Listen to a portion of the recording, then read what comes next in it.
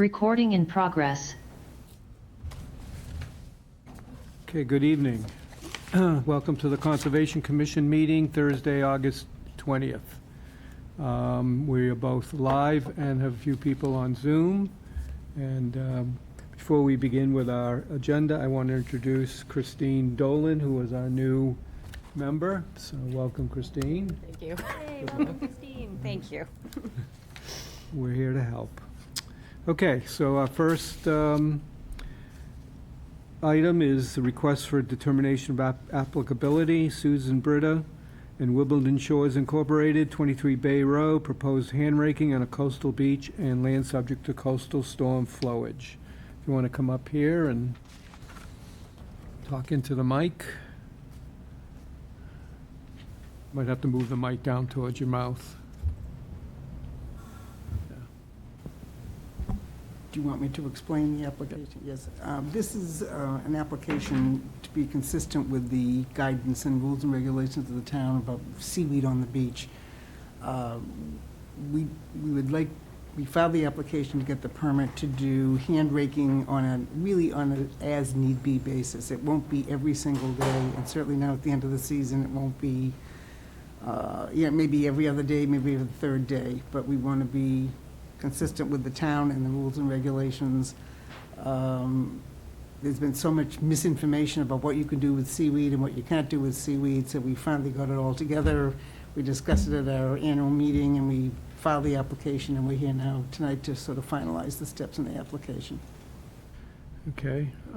Before I ask if anybody has a question, I just want to read what our regulations say. Removing seaweed or substrate from the coastal beach in an intertidal zone between medium low tide and medium high water that provides valuable habitat and potential for sand accretion unless deemed a public health emergency by the Director of Health. And that's one of the reasons. The reason we talk about doing allowing seaweed removal, it has to be above a certain zone. Anybody have any questions? Concerns? Okay, well,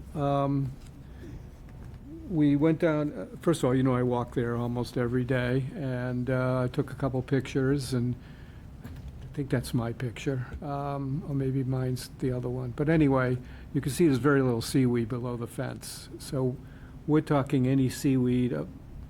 Can you go back to the one with the... I can see the fence. Yeah.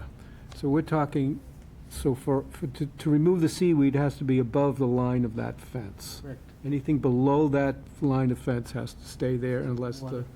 Okay. Also, we would never allow somebody to rake every day. No, That's just... probably not, and unless there's a huge storm. Right, It's you can really see there's not nothing necessary. there. Yeah.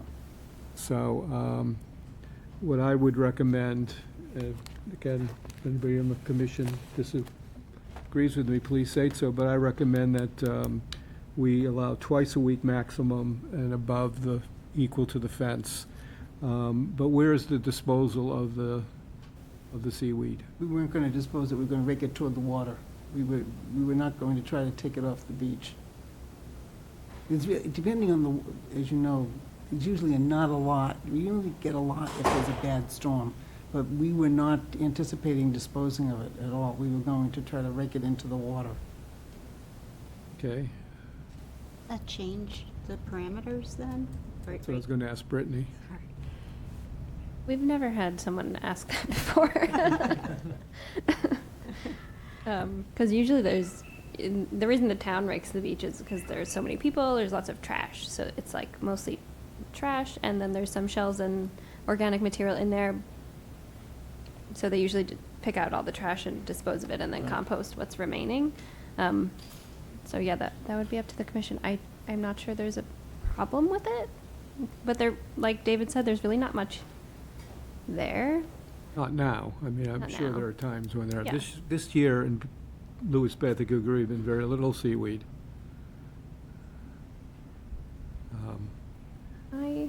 Ecologically, what would be the pros and cons of raking it into the water. I wouldn't really want to put it all in one spot, Yeah. I don't think. Right, so if you're gonna rake it in the water, you're gonna spread it out. Would it not just come back to the Yeah. shore if we rake it, That's what I'm if they thinking. rake into the water? The next tide, it would be. It sounds like a good idea, but I worry that it would just exacerbate the problem, because as soon as the tide comes back in, it just puts it all back on your beach again. Although we're hoping it gets far enough out that it doesn't Far come all the way back at the Yeah. same time. We're hoping for a strong low tide. Well, I'm gonna, yeah, Yeah, I didn't get a chance to get out there this week, but are we talking about the part where the flag is or in the foreground? be, Yeah. That area. So you would rake that up into a pile, like closer to the water and leave it there, and then more than likely you'd have to go back, I think it's already been commented on, and, Actually, for amount, like, unless there's a lot, yeah. we tell the attendants, don't rake it, just leave it alone, unless there's glass or something, Yeah, and, yeah. you know, and mixed up in it, because we don't want a lot of raking on the beach. When there's a storm and a lot comes up on the beach, then we do try to rake it back into the water. Yeah. the thing I'm nervous about is raking it into the water is taking what we don't want raked into the water with it.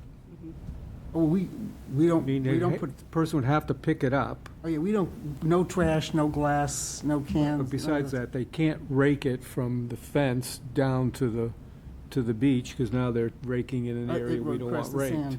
I think the best way is you need to find a way to dispose of it. People who have a garden might like it. We could do that. We could, I mean, we talked about that. We just thought, we were told for years we were not allowed to take it off the beach. I think I mentioned that when I filed the application. We were told for years, you can't take seaweed off the beach. It's a definite no-no. So we had a pile, before there were rules and regulations, we did have a pile on the beach, and I think once every month or something, if the pile got big enough, someone did come and take it. I think you'd just put it in a plastic bag and have someone take it. And, I mean, I don't know if the dump takes it or not. Yeah, it can be composted.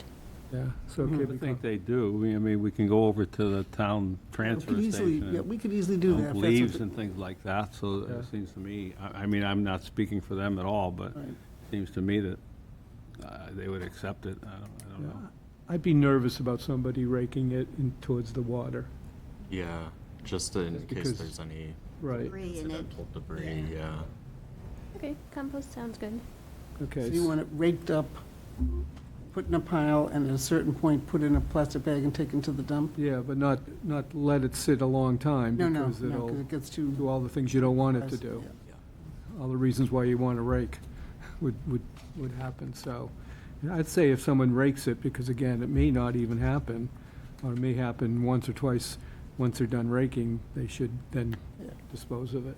They have big, you see it over at the transfer there, you see these big paper bags that they have, that they throw in the pile, I'm sure anybody who's familiar with that, and they decompose with everything else. I kind of think it's a little bit of a waste of money to buy the paper bags all the time, throw it, but people do that, as opposed to plastic, because then you get there, you're And gonna then you have to worry dump about the out, yeah. plastic. Yeah. Empty it.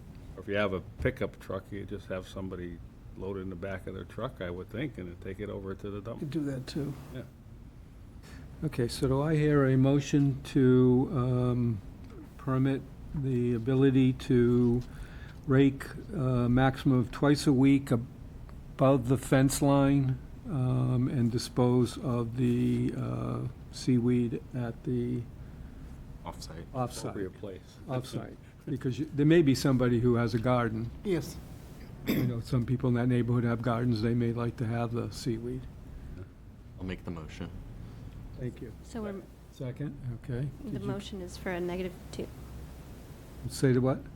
The motion is a -2? -2. Negative two, which is a good thing. Negative in this case is a I'll good rely thing. on your, if you say it is, I agree. Okay. Made and seconded? Yep, all in favor? Aye. Aye. Anybody opposed? Okay, thank you, Sue. Right. Do I pick up a permit, or is it just here at Town Hall? Or I'll email it to you. Okay, perfect. All right, thank you very much. Thanks. We're very efficient here. I think. This is when you kick him to pass the This file. is when you remind me I have to pass this down. so I'm just underneath my name. Thank you. Okay, that's the wrong piece of paper. Here it is, okay. We're at Merrill Engineers and Land Surveyors for Albert Muldoon, 28 Little Dipper Lane, proposed raise and replace with regrading, paved driveway, and septic upgrade and land subject to coastal storm flowage. This is an RDA. If you introduce yourself, and we'll go from there. Good evening, Commissioners. Thanks for having us tonight. Chris Sanderson with Merrill Engineers and Land Surveyors, here tonight representing the applicant, AJ Muldoon, for their tear-down rebuild project at 28 Little Dipper Lane. Also here with me tonight is the project architect, Rob McPhee, sitting behind me. So the existing property is a approximately 7,900 square foot lot.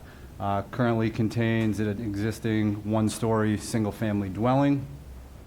The entire site is located within land subject to coastal storm flowage. It's a FEMA AE zone with a base flood elevation of 11.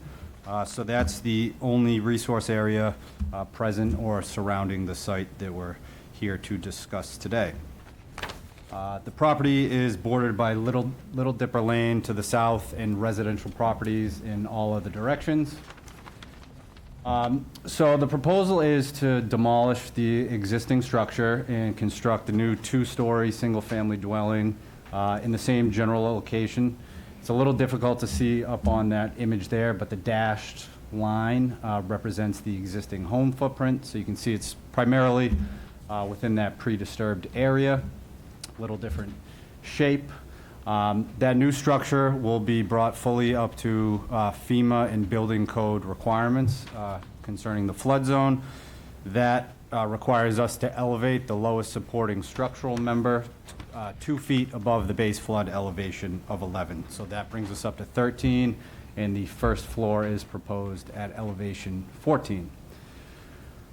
So the existing house is currently serviced by 2 cesspools that are in the rear of the structure. We're proposing to pump those dry, abandon, fully in compliance with Title V requirements, and then construct a new fully compliant Title V system in the front yard there.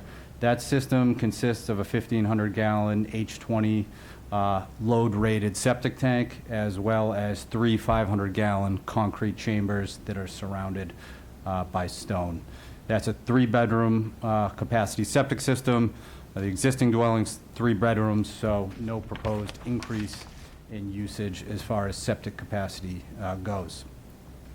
Also, another item that's being incorporated into this proposal that doesn't currently exist under the existing site conditions. We're proposing 4 dry wells that there'll be a system of roof leaders, gutters, downspouts to roof leaders that will discharge any runoff from the new dwelling into those subsurface dry wells and then infiltrate that into the ground, providing groundwater recharge. So overall, we think that's kind of a net improvement over existing conditions. To the back of the dwelling, there is a proposed permeable patio area, so that kind of encompasses the backyard, but that will be a permeable surface, so rainwater will hit that and again infiltrate into the ground. Up to the front of the lot, there is a new paved driveway proposed, essentially in the same location of an existing cobblestone driveway. I don't know if there's any pictures of that available, but essentially want to say that that existing driveway is essentially, for the most part, impervious, pretty tight. You know, it looks like if rainwater were to hit that, that it would kind of shed right off. One thing I do want to point out about the proposed driveway being pervious, I think overall we have a much better kind of net benefit situation as far as stormwater runoff goes with the implementation of those dry wells. The proposed dwelling has about an 1,800 square foot footprint, so you can envision all that rainwater being captured, infiltrated into the ground. none of which what happens today. So overall, I think we have a net improvement as far as stormwater concerns go. Grading of the site is going to remain essentially exactly as it is today, just minimal grading to kind of smooth things out. We're not elevating the grades around that elevated structure. Yeah, I think that pretty much covers everything. One final item I will touch on. I know it was brought up that there was some abutter concerns about two of the existing trees located kind of hugging the common property lines to the north and southeast there. So it is the applicant's full intention to not remove those trees. They would very much like to maintain those shade trees, and they are, more than willing to work with their contractor and an arborist to implement protective measures during construction, and if there is some trimming of the canopy needed for the dwelling, they'd be happy to bring in an arborist to help with that and ensure the, health of the trees is maintained. I think that's pretty much everything. I'm more than happy to answer any question from the commission. Commissioners? Ellie? Oh, yeah, I just have, just a technicality here. In your general construction notes, you kind of have a weird comment about, it's number 19, what Merrill recommends properly designed foundation drains by others for every structure with a basement. That's not applicable, correct? Yeah, that's kind of a cookie cutter note that Yeah, I know. unfortunately Those got get left in in trouble. there. All right, so that's just, that should be deleted then, okay. No, that's really it. Other than I do want to address the abutters' concerns more thoroughly if we could. Let's go to the questions first, Yeah, and then we'll come right, back to good, that. yeah. That may be answered within, Yeah. anybody else have questions? Paul? Yeah, just a question on the paved driveway. Wouldn't a permeable driveway be more advantageous to that area? I think the applicant's biggest concern, we discussed possible like a shell driveway or a gravel driveway. I believe they have an elderly mother that, kind of a tripping hazard concern was their issue. So kind of our thoughts about that is with all the infiltration we're getting by implementing those drywalls for the entirety of the roof structure. I want to say the existing house, it has about 1,700 square feet of, impervious surface that all that water just sheds off.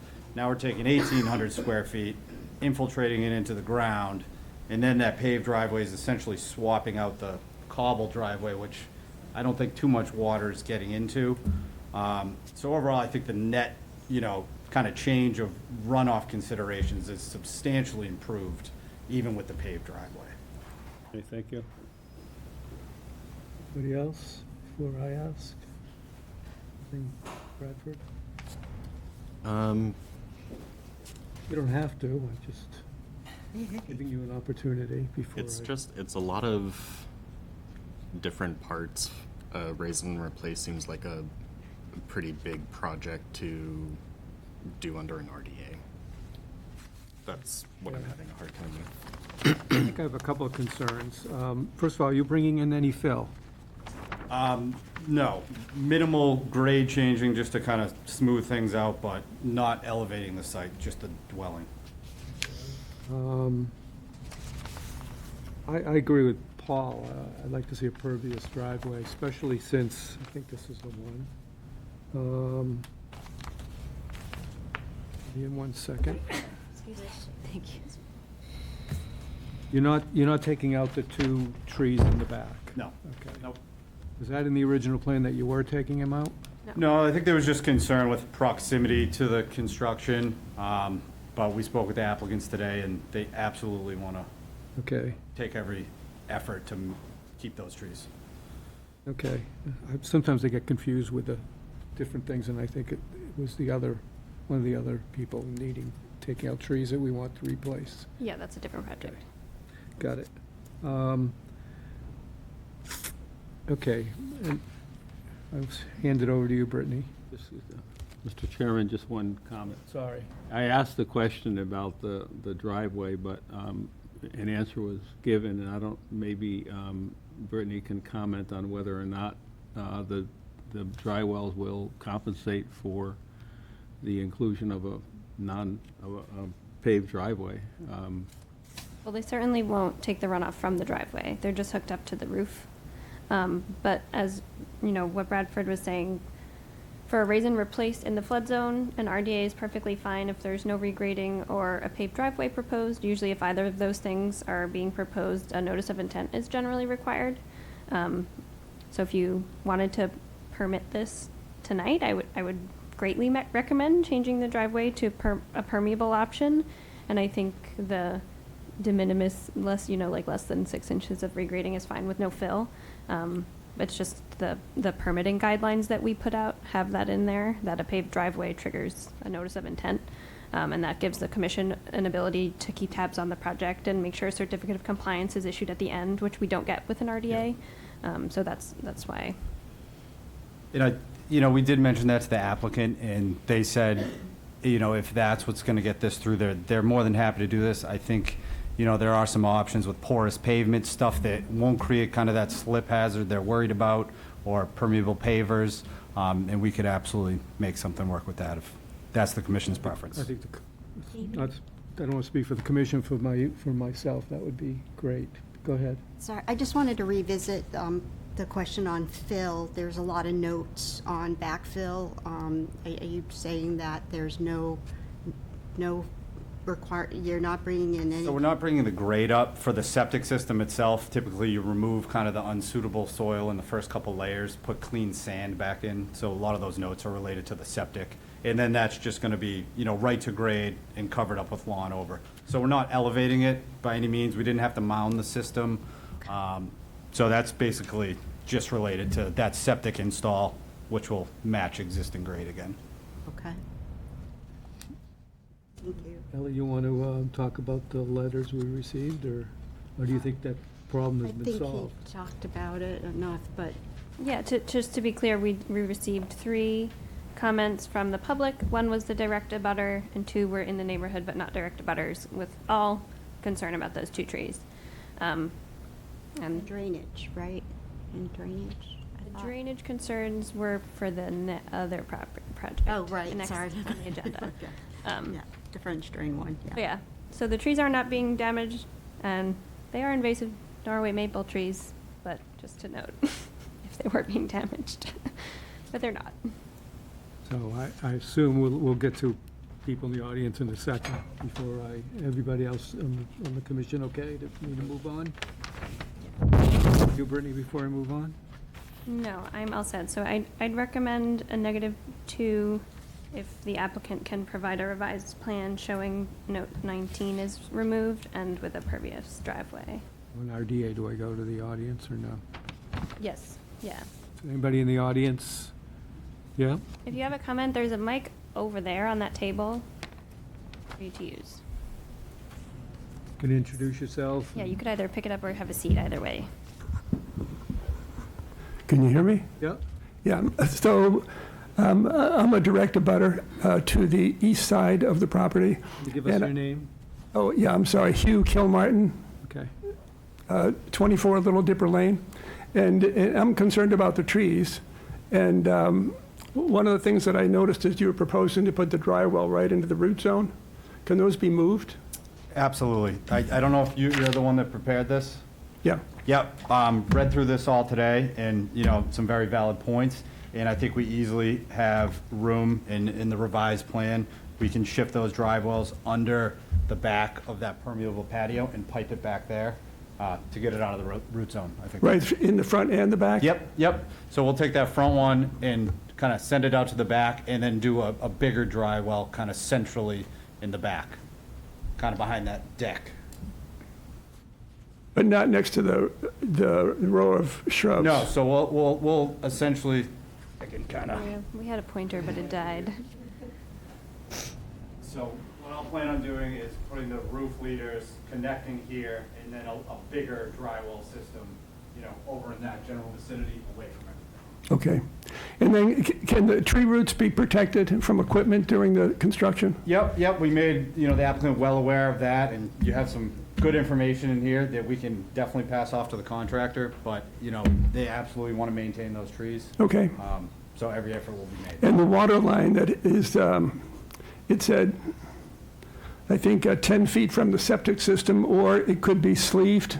Yep, Can it be sleeved and put right next to the septic system It so it can- doesn't cut into the root it zone? can, that complies with Title V, and actually, if you can see where it says TP1 and TP2, that's where we performed the test hole in the perk test, and we didn't encounter any roots with that, so if we just shift it over a few feet, sleeve it, we can absolutely keep it out of the root system. And one final thing, can they mark the outline of the root zone for the contractor? Yes, I can absolutely make that recommendation. And is that a recommendation, or is that an absolute?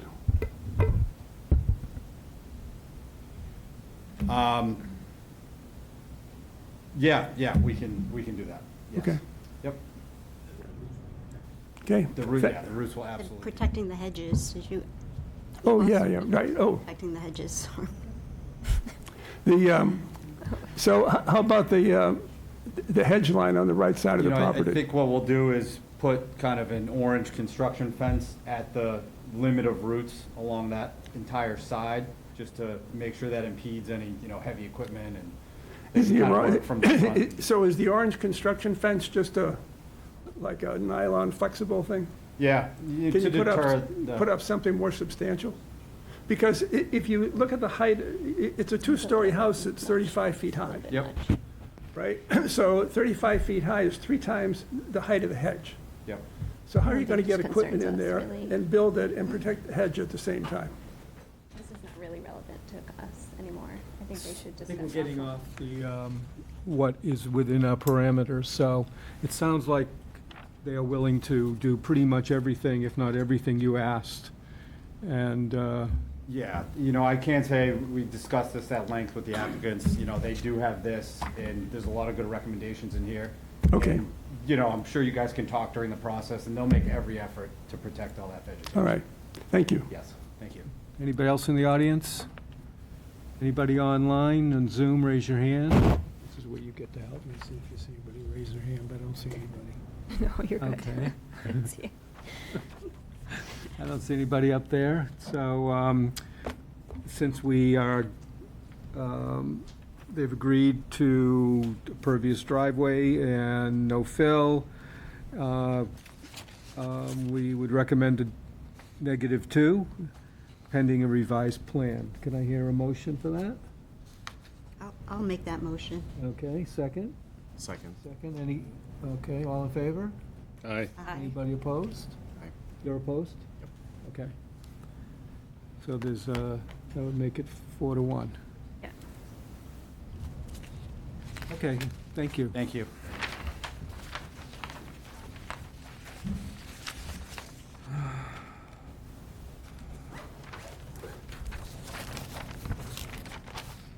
Okay. Next one is an RDA from the town of Yarmouth, proposed invasive species management at several conservation areas and ways to water. Guess that's you. That's me. I'm gonna sit here. So this is our next phase for invasive species management. Invasive species management is highlighted in the open space and recreation plan and the local comprehensive plan as a high priority item under the Conservation Commission and Natural Resources. So we have actively finished our first 3-year plan for 4 parcels in town, and it is time for us to move on, expand. Those parcels that are underway and coming to completion will still require monitoring and follow-up management to ensure the invasive species don't return and they remain in their restored state. But we do have other parcels that are of interest to begin a new round of management. And our target species this round, last round was just Phragmites, and this round we're moving on to Japanese knotweed as well. So the 6 new sites that we're interested in, that we won't likely pursue all 6, but I would like to permit all 6 so that we have the option. And then we'll see how much funding we can get for however many of those we can accomplish. So the first one is the Seralia Conservation Area for about 1,400 square feet. There's Japanese knotweed, bittersweet, and poison ivy. If you've ever been there, there's a fishway, and it's all clogging the fishway and the adjacent trailhead. So that would be our highest priority parcel, I think, right now. How do you Get that. properly say that, the name of that conservation area? I say it Seralia. I don't know. Okay. He was a founding, member of the commission. I don't know how to say his name. A couple of other areas that we want to include as well are a result of the Townway to Water assessment. There are 2 townways to water on the Bass River, Town Landing and North Cove Landing. They're both off of Pleasant Street. Town Landing has a lot of Japanese knotweed right on the boat launch area, and then North Cove Landing is completely choked out. Oops, I think that one's down a little bit. With Tree of Heaven, multiflora rose, kind of the whole, a big diversity of invasive plants there. That one also has a significant amount of coastal erosion, and so would be much more difficult to pursue because we would need to stabilize the bank after we remove all those plants. The next location we talked about a couple of weeks ago, Thatcher Shore Road Conservation Area for invasive species management, to open up that vista and potentially install a little bit of a meadow in that lawn area that will no longer be mowed. And the last 2 sites, our Dennis Pond Conservation Area. On the Summer Street side, there's a very large stand of knotweed, and it's right adjacent to the trails. And the last one is Wharf Lane, Way to Water, and Water Street. So this is both a town way to water and a conservation area. There is knotweed on both sides, and a huge stand of Phragmites on Thatcher Shore Road. On Water Street. That could potentially open up views for that neighborhood as well. So this would involve a professional wetland consultant hired by the town to do 3 years of management at each one of these sites that we can obtain funding for. So this is just the first step in the process. I'm requesting a -2 and 3. The ones you showed, are those in the order of preference? I think they're in the order of feasibility, but definitely so Seralia, I think, is the most feasible, and it's a conservation area. The knotweed is not quite out of hand yet. The Town Landing is a smaller stand of knotweed.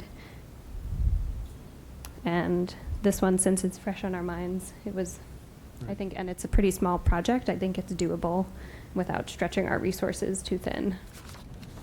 The last 2 are definitely, would be difficult. The Water Street and Wharf Lane is a very expansive, vast Phragmites stand, which would be an undertaking. So that's why I don't have that one as high of a priority, because it is most likely to be unsuccessful in 3 years. It would probably need 6. Okay. Any questions? Yeah, just a couple of questions, if I may. The Dennis Pond area you're talking about, I can't tell from the picture. Is it an area near the beach there? So if you park, I can just... If you park at the beach and then you just drive south a bit, Oh, okay. it's right where the houses start. So here's the beach area. There's like a pull-off for Yep. trailhead parking. It's right near there. There's- Okay, and also, I don't, Surjala, Yeah, where is that? that's on Winslow Gray. Yeah. Winslow Gray, okay, all right. Okay, one final comment. Thank you for including Thatcher Shore Conservation Area, because that was an important hearing Yeah. last time, and I'm happy to see that some immediate attention is being directed at it. I think the inhabitants of that area will be pleased with that, so thank you. Excellent. Anybody else? I just had it from, just for the public knowledge, I guess. I mean, this is all per the, open space and recreation plan, but how do you prioritize them for, could you speak to that? So partially, I can only know what I know, right? Right. So we have sometimes we go out there and see what the trails are looking like. People can report invasive species, but walking the trails in the past 4 years, I've noticed these spots, and I think they would have the largest impact for the town's effort. So not only are they owned by the town, but they're highly visible. All of these are on trails or access areas where the public would benefit to us acting on them, instead of if they were just, deep in the woods. They sometimes would ask, why are we doing this? But these would all have both a visual and beautification impact as well as an ecological impact. Yeah, thank you for that. Thank you for your effort. Paul? Yeah, and just one more comment. And again, thank you, because there are a lot of areas around town that people either don't know about or haven't been attended to. So I really, really think this is a great effort. It might be, a situation that might take some time to completely resolve. However, it's an effort that, there are other places in town that maybe have been overlooked. And it's nice to see some attention being paid again. It's really great. I think it's also worth mentioning that this costs money, Oh, yeah. and we have to get the funding for it, and, Yeah, and we tried to not put them all in one neighborhood. The green spots are the parcels that have just finished their first, or their 3 years of management that we got funding for in 2024. So Run Pond, the Meadowbrook Conservation Area with the boardwalk. Can't remember what that one was. Taylor Bray Farm, and the Alms House Road Conservation Area. Those are all treated, but they do need some monitoring and follow-up. And then the others are also mapped, the ones we just talked about. And so the original project for the green ones cost $72,000 for the 3 years of management, and that finishes with its last round of treatment this fall. And I would estimate that the 3 years of treatment for these 6 parcels would be similar in cost. You have received or applied for funds through the CPC, right? So as of right now, I've received some funding already from the CEDC tourism funding. So I have $26,000 of tourism money, and I've applied for capital, which is due tomorrow. I applied for capital funds for this, and usually they like you to do both, so I'll probably have to apply to CPC as well. Yeah, definitely should. CPC is a community preservation fund, and it would be, of course, an appropriate application, I think, anyway, as being a member of that. So, and one final thing, I hope, the Natural Resources also has been working on a CPC grant to identify town ways to water and so on. So it's kind of like goes hand in hand a little bit. The people will start discovering these areas. I don't know where Natural Resources is on that, but we'll probably find out in the fall when CPC starts to meet again. Yeah, absolutely. The Natural Resources Department actually plans on presenting the final report from the Town Ways to Water Assessment at the Select Board meeting on September 15th, I believe. And so they have outcomes and priorities for the most important parcels that they found. And I think their focus is structures and safety right now. And because the LCP and Open Space Plan kind of assign conservation and natural resources similar things, conservation is going to focus on the invasive species management while they pursue funding for like the docks and boardwalks that are in need of repair and access stairs and all that. Okay, thank you. okay, so I need a motion to accept. Do you want a public comment? Oh, thank you. Anybody have a comment out there in the audience? Questions? Yes? Mr. Burgess? Just real quick, I reiterate your comments by so fast that you acted on this other one. That's awesome. They had very lucky timing with the Thank you. deadlines. I see one person up there. If you have a comment, raise your hand. Otherwise, we'll move ahead. Okay, now I need a motion to accept a -2, am I right? And 3. -2 and 3? I move that we seek a -2 and 3 for this work to be done by the town. Okay. I'll Second? Okay, all in Sorry. favor? Aye. Aye. Okay, anybody opposed? All right, thank you. Thank you. I assume that's the Meadowbrook Road one? Yes, yeah, I couldn't do all of them.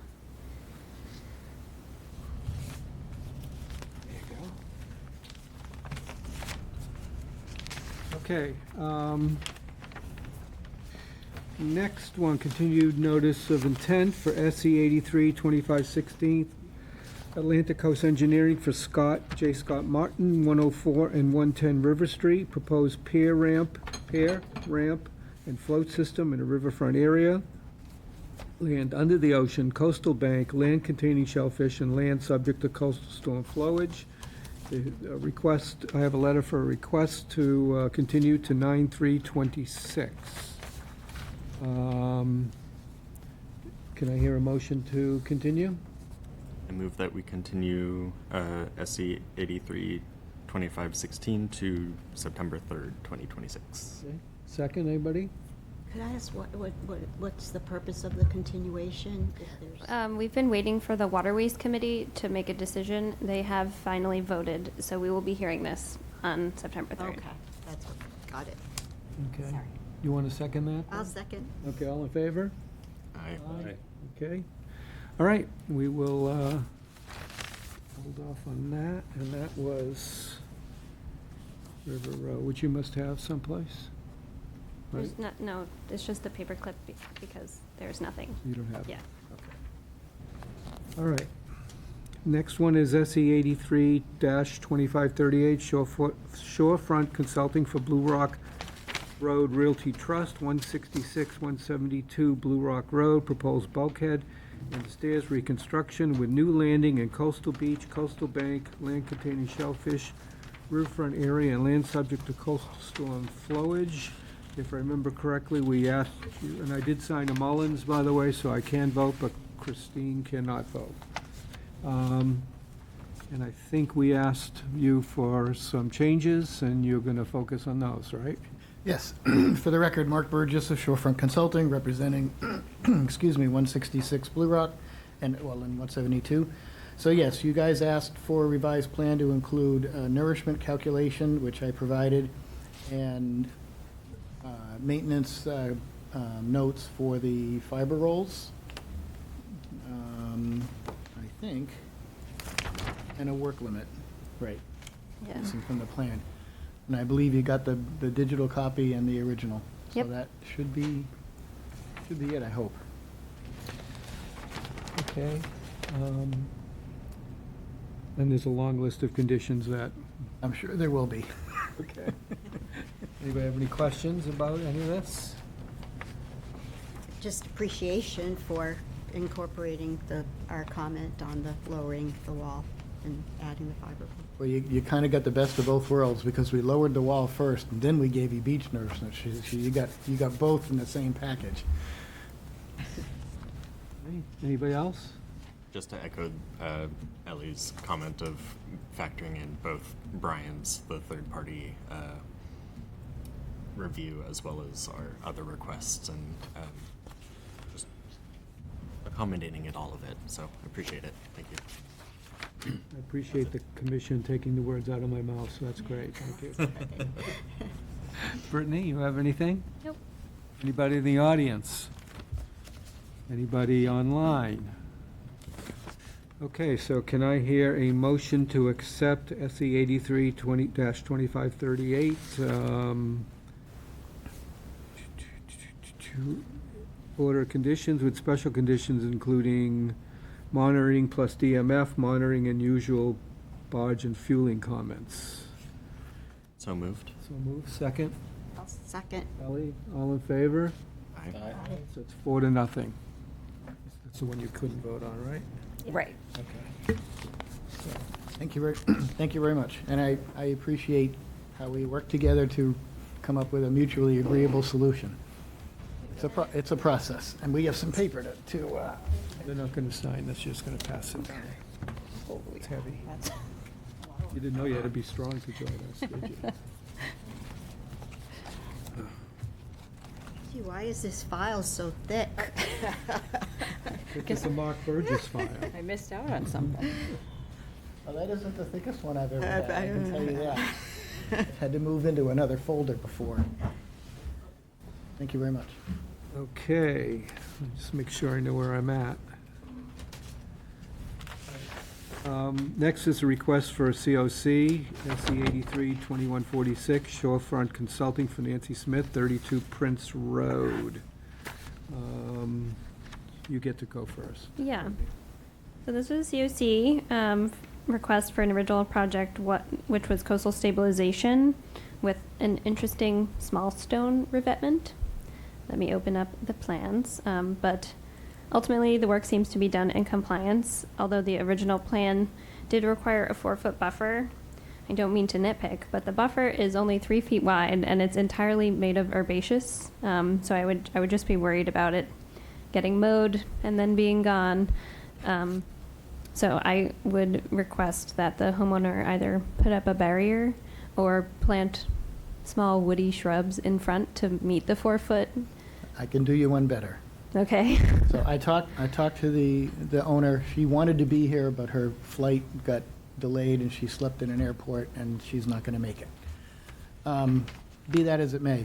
So if I had gotten to this COC like I should have done 2 years ago, the buffer might have been exactly where it was supposed to be, but the lawn is starting to encroach, as lawns do. So I talked to her about that this morning after speaking with Joe. She's going to have her landscaper re-edge the lawn to make it 4 feet wide. She has some plants left over from when she planted beach grass this spring, or actually just a few weeks ago. And if they're still alive, she'll plant those. And if they're not, she'll go get some more and plant. And this is something she's been doing on an ongoing basis since day one, which was like, what, 4 or 5 years ago. So her landscaper will go ahead and re-edge it to 4 feet, so it's 4 feet, and then she'll plant landward. Just beach grass? Yeah, unfortunately, that's a combination, so that she went to Kelly when she was first going to put the buffer in, and at the time, I can't remember exactly the reason, but at the time, beach grass was during COVID, so she couldn't really get anything but beach grass to put there. So then she put it there, and it worked so well that it was starting to come up in the lawn because of the way beach grass, one of those pictures is from her. These are just my pictures. Say again? These are just my pictures. Oh. The ones that I supplied, I think, would have Okay. had, or no, well, she supplied 2 of them. At any rate, it started to grow in the lawn because, beach grass grows by rhizomes. But then her landscaper mowed the lawn, so that evidence was gone. But yeah, that's my concern with an herbaceous buffer, is that it could just be mowed without any, impediment. So, Well, so in her defense, I think you can see that this has been well-maintained by the owner without any prodding from anybody else, and she continues to do that and wants to continue doing it. She's an active part of this project. So I don't think, so for this applicant, I don't think you need to worry. If she says she's going to have her landscaper do it, and I can ask her to send you a picture for the file. yeah, if she's going to do it, though, I'd just recommend just continuing until it's done. Do you know when she's doing it? Like imminently? October? Good? Well, the landscaper can do the re-edging next week. If she's going to be down here sometime tonight, if she can do the plants, if the one she has left over, she can replant, that would all be done next week. So it's possible you could get a photo in a week or 2. So it would just be up to the commission whether you would like to accept beach grass. Otherwise, I would recommend continuing to either September 17th. 3rd? Really? Oh, well, I I'm mean, not. are the beach grass plugs even alive from the spring? Well, we don't know yet. No. She just put in some new ones. So before, like almost at the same time that I filed for this, she put in some new plugs. She's doing this every year, and it struggled a little bit this year because she can't water it as much as she'd like to. So it's kind of a conundrum of different things. But this is what, 4, 5, 6 years old, so you know that she's I turn over trying. to the commission to discuss. Is there a way that if she does beach grass, is at the 4-foot area, put something down that would prevent the mower to go in that area? Yeah, that's what I was saying with a barrier, like rocks or like Yeah. our typical rocks or bollards or. Well, the mower isn't mowing the beach grass, he's mowing the lawn, and the lawn is just encroached. So if we re-edge it, he's got a new edge to deal with. He's not going to mow the beach grass, he knows better than that. But that's the point of the barrier, so you don't even have to rely on anybody else. I'm kind of hearing like both sides. Like you said, the beach grass is encroaching on the lawn, but the lawn is also encroaching on the beach grass, and so Yeah. I think there needs to be some sort of marker to determine and show in perpetuity where that mitigation area is, because it seems like it's an iffy, wishy-washy line that changes based on the landscaper, and I'd be concerned, you know, not that she has plans to sell in the near future, but if she were and someone new comes in, they just mow it all down and we're back to square one, not realizing what the beach grass is beach grass. So I'd be in favor of having some sort of marker installed to definitively define that line. There may have been, does she have, oh, she's got a fence on the other side of it. You see the Yeah. green? Ooh, sorry.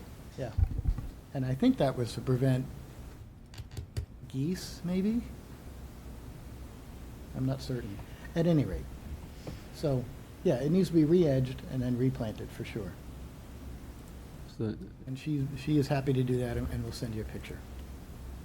I agree with Bradford. I'd like to see something there. Yeah, I think the commission is saying, you know, we need a boundary, or what I would suggest is woody vegetation, because that acts as a boundary too. You can't really mow it. Mhm. And plant one row of some short woody something in front of it instead of just beach grass. You won't be able to mow it, and then you don't have to put up a stone wall or anything. What if you put, what if you put landscaping timbers along that edge? Then that borders it off, you don't see it, but it provides a permanent border for the lawnmower. Because that could be done at the same time she re-edges it. And that You would can ask stay. them. Yeah, that would stay, right? I'd be okay with that. It looks like there's already one on. Yeah, there's one on the seaward side. Yeah. I'd be okay with that. Paul, you? Yeah, I'm missing a little bit of this, but, so your suggestion is to put another foot of beach grass in front of the existing beach grass, right? Make it a 4-foot wide barrier, or? I want to, Yeah. what she said that she would do is have her landscaper re-edge the lawn, cut back the lawn. So Oh. the buffer gets put back to 4 feet toward the house. What we seem to want is something that is a little bit more present, so that when workers change and all that type of thing, they know definitively that that area can't be mowed. So it would have to be something like, in some cases, I think we've approved, I could stand corrected on this, like a very low rail fence, one rail fence in front of the 4-foot area. And so then it would be very definitive in terms of the fact that that's where you ended your mowing. And I'm not sure,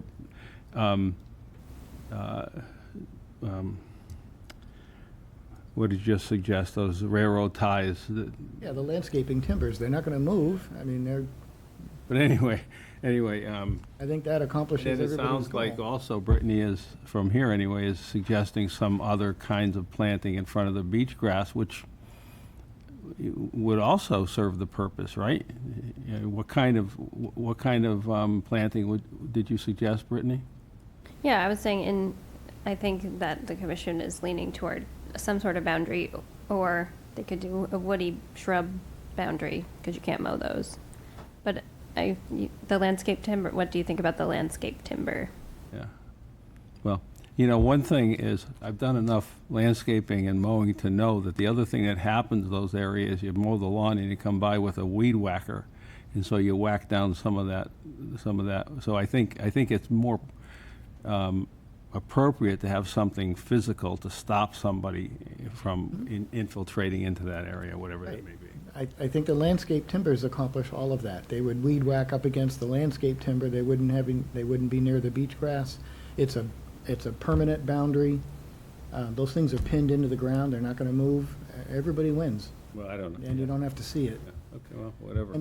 And to her point, again, she spent a lot of time of her own time maintaining this, and she's done a really good job considering how long ago the project took place. But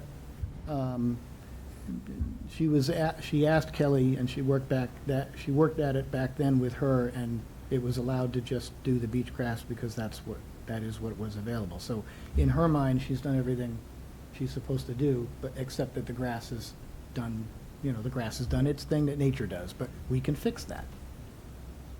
So Paul, the question is, do you have a problem with the- Landscape timbers. with the timbers? Yes.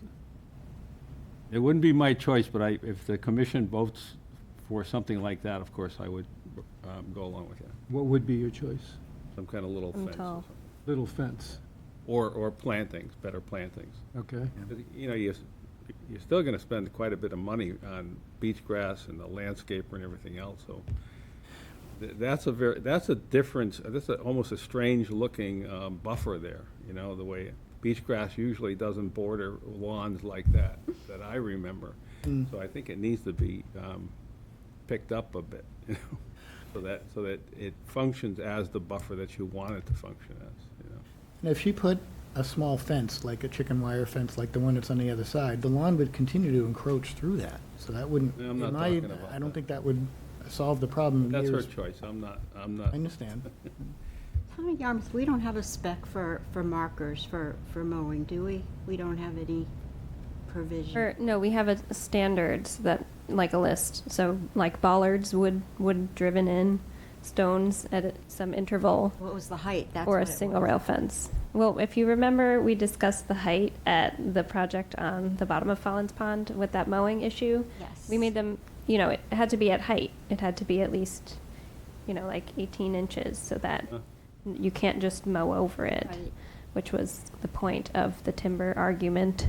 Yeah, I think totally up to the commission, but I think what would serve the intention is a physical barrier that's more than 2 inches off the ground, or the woody shrubs in front. Did I miss out on the conversation of the 3 feet versus the 4 feet?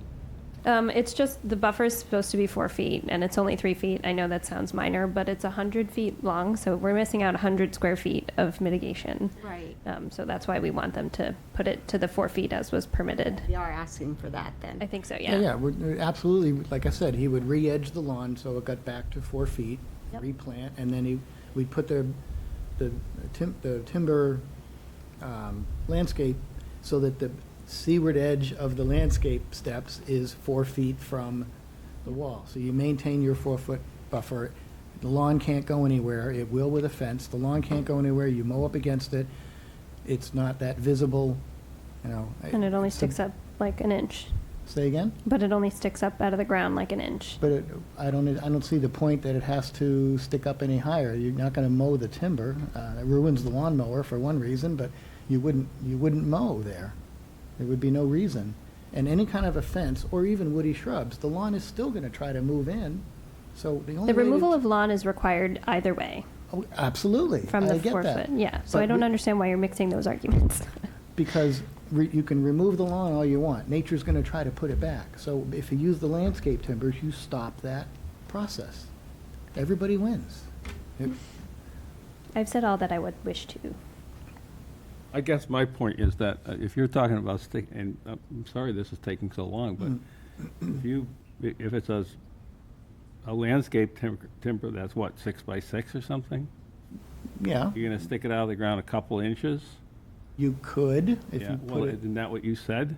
say again? Didn't you say that? You wanted it up a couple of inches? If a 6 by 6, you could, because the, I think, based on what I've seen for these kinds of borders, it needs to be more than that. That's all I'm really saying.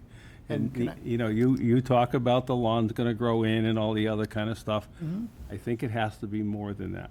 You cut it back to 4 feet the way it's supposed to be, and then put a barrier there that's very, very obvious that you don't go past when you're taking care of that lawn. The landscape timber, a lot of things happen to those things. They shift, they get covered, a lot of things. So I think it has to be something more substantial than a couple inches out of the ground, personally, but. I'm going to respectfully disagree with you there. I think Fine. the timbers do everything much better than a fence or shrub will, because neither of those will prevent the lawn from encroaching again. What prevents the lawn from encroaching is the maintenance of the lawn. Agreed. Not Mother Nature in a sense. So Right. Yeah. put a barrier, and somebody maintains the lawn in front of that barrier and doesn't go beyond that barrier. Right. Okay. I mean, you could use steel edging. That would do the same thing, but No, you're not understanding. Okay, Yeah. I've said my piece. Yeah. Thank you. Thank Jennifer, do you you. have anything to add? I'm not as strict on what kind of barrier it is. I just think a barrier, and I think the commission is definitely leaning towards some sort of barrier, whatever material that may be. Ellie? Blah, blah. Don't we have suggestions other than saying no? I'm asking you, Brittany. I don't have that in front of me, but don't we have options for markers or that we can? Yeah, fence. I've already, just, so in our list is the single rail or split rail fence, Yeah. stone or wood bollards With bollards, spaced. Yeah, I agree with Brad in this application. I don't see an issue with a railroad tie if it's firmly embedded and all that good stuff and it doesn't fall into the water. But I would like to see a revised plan or something that does indicate we have a 4-foot versus a 3-foot. This original order did not require an as-built plan. Okay. So that's why they didn't provide one with the certificate of compliance, so I don't know if I would No, recommend we requiring don't. one now. I won't Yeah. ask for it now then. the original plan called for a 4-foot buffer. That's why we're discussing this. So that was the point, is to put it, it just changed over time, so we need to put it back where it's supposed to be. Go back to the plan. Back to the plan, exactly. Yeah. I agree. Okay. So where do we go from here? I would say let's, from what I'm hearing, let's just have a motion to No, we continue. want to continue the COC, until either 10/1 or 10/15. Those are our October dates, correct? Those are the October dates. I don't think they can do it in 1 week. Do you want to go for the 17th? Yeah, I won't be here, but Nor will I. I won't be here for the 7th. The next time I will be available for me personally to be here would be, what was the one in October? The 1st, No, next one, 15. yeah. But you may not need me. We need someone. You need someone? Yeah. Oh, well, it could be her. She would have been sitting right here if it weren't for the mix-up. If you want to go to the 15th, that's fine. I mean, it's nothing urgent. And this way, she's got time to get more plants if she needs to, if the other ones are dead and all that, so. So we'll continue to October 15th? If she doesn't use beach grass, she needs to submit a list of what she wants to plant to me before she plants it. Well, she was anticipating just continuing with the beach grass, which was what was originally But if she doesn't approved. have it or she can't get it, this is not the time where you're able to get any more beach grass. So if she doesn't already have it, she might have to go with something else. Okay, well, In which case, just email me. Okay, we'll let you know. I don't know, I can't tell you what's available, and, we'll let you know. So can I hear a motion to continue to 10:15 so we can see the 4-foot buffer with whatever is planted with ongoing conditions 15 and 16 So moved. And a berry. and the barrier? So move, Paul? Second. I'll second. All in favor? Aye. Aye. Anybody opposed? Okay, great, thank you. Okay, No signature, correct? No. this concludes my list with Yarmouth. All right. Well, thank you, everyone, and I just filed 6 projects with Dennis, so Good luck. really happy with my The other Shall I say side good of, luck to them or good luck to you? side of the Bass River. Eric knew it was coming. I warned him months ago. Right. Thank you, everyone.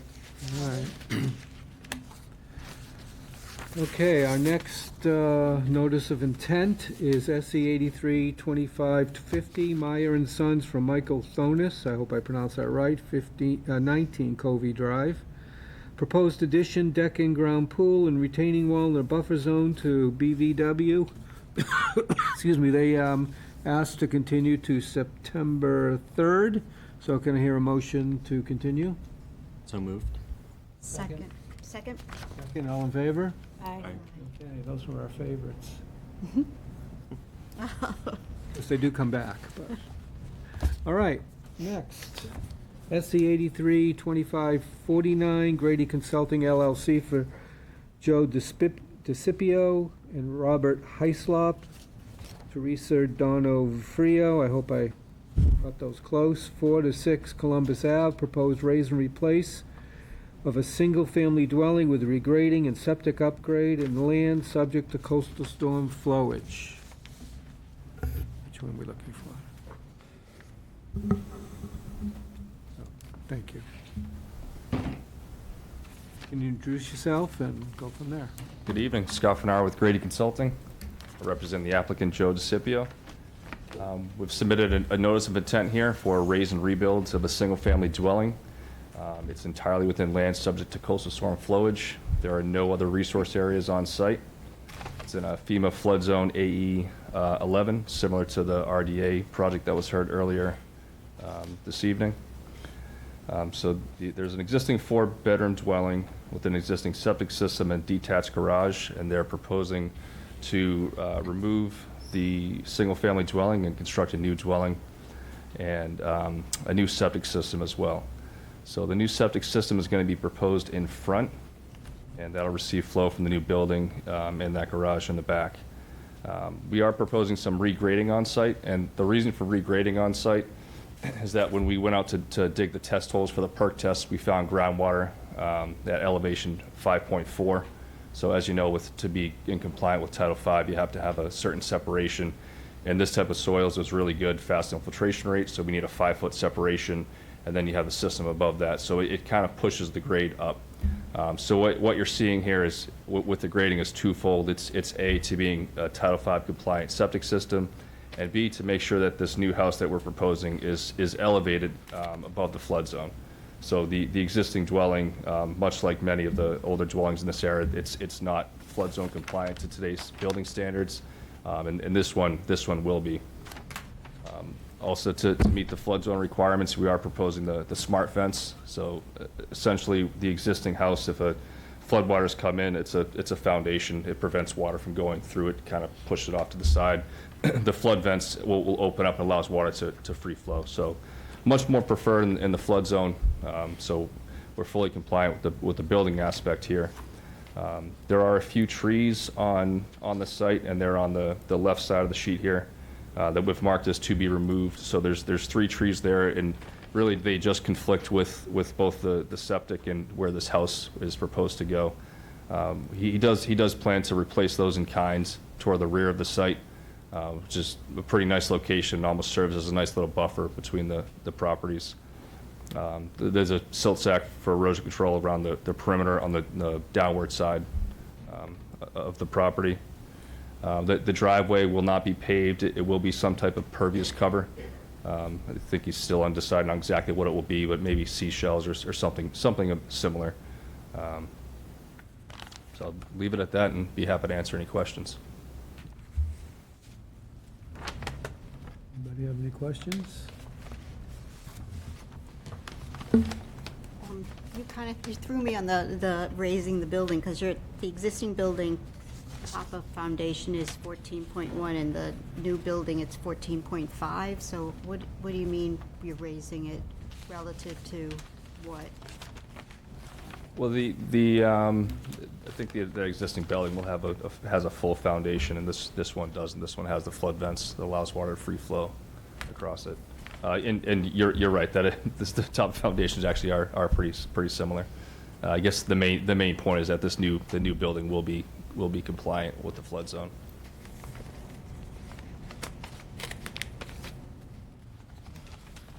Anybody else? So you mentioned the trees in the back, so what kind of trees are you? We're proposing red maples in the back, 3 of them. Okay. How large are the trees you're taking down? They have a trunk diameter ranging from 12 inches to 24 inches. With the annotations on there, DT12, the number it indicates the diameter.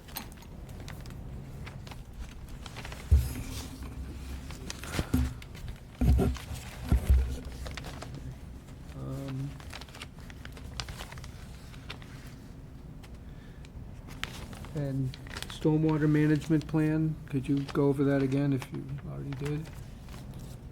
For stormwater management, we're technically exempt from this as it is a single-family dwelling. So we're not proposing any type of on-site infiltration.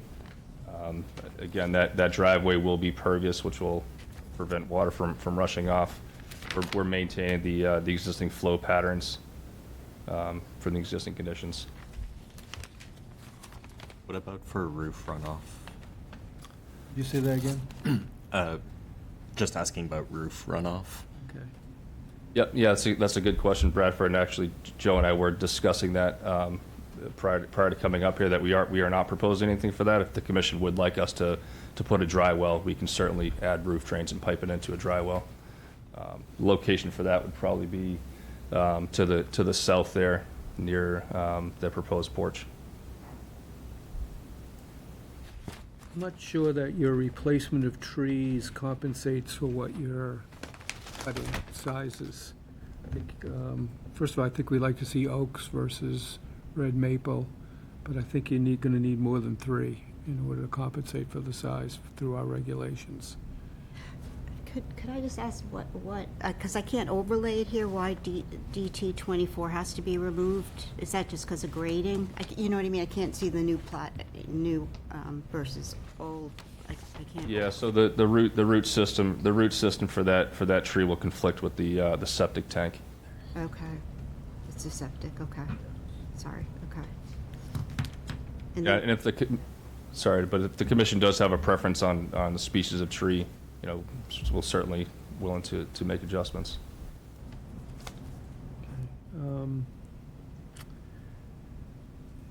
Okay, it's an area I walk by almost every day, so I was a little surprised that the house is coming down, considering the work that people did before they sold the house, putting new siding up and new windows. So if they're taking out the old windows in a nice, good way, I recommend that they donate them to Restore.